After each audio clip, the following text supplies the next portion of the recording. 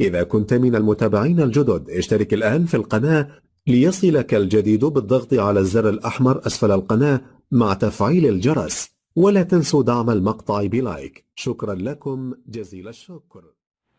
السلام عليكم وأهلا بكم في قناة مدينة سبور.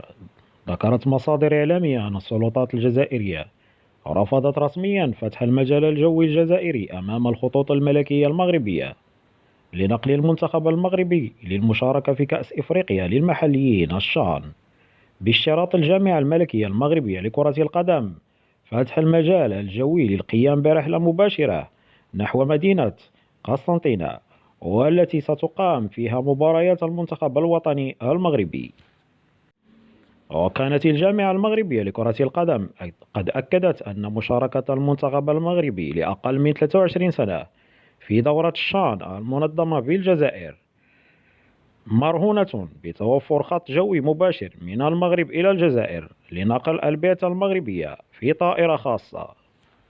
وأكد مصدر من الجامعة الملكية المغربية لكرة القدم أن الاتحاد الإفريقي الصائر على كرة القدم القارية وهو صاحب البطولة المنظمة في الجزائر قد توصل برد رسمي من السلطات الجزائرية. الجدير بالذكر أن الجزائر تفاعلت بسلبية مع الطلب المغربي يوم الأربعاء الماضي بصفة غير رسمية على لسان رشيد أوكالي رئيس لجنة التنظيم، حيث قال في مؤتمر صحفي: دفتر الشروط الخاص بتظاهرات رياضية مثل بطولة إفريقيا للاعبين المحليين ينص على أن مستضيف المنافسة ملزم بتأمين تنقلات وفد المنتخبات المشاركة داخل التراب الوطني فقط.